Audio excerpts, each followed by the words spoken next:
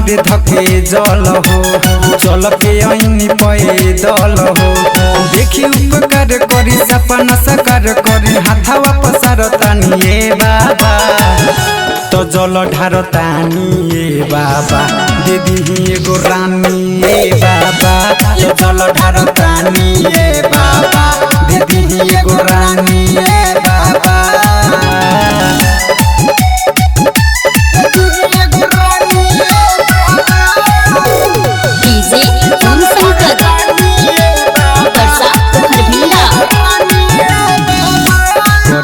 ना गोर चाही दिल के हमारा मोर चाही दूधावा में घोलले बाबा चांद जसो जोर चाही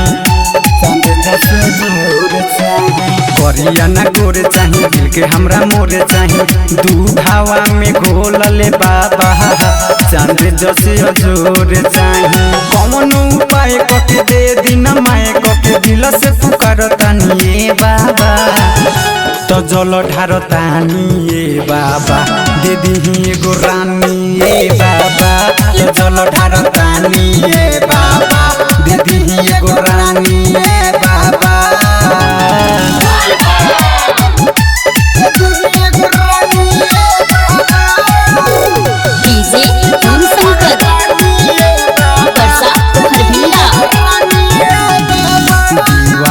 दीपेश बाबा गिरे पावन वाले रही लक्ष्मी रविंदर पैसे दया बर सवले रही दया बर सवले रही दीवाना दीपेश पर गिरे पावन वाले रही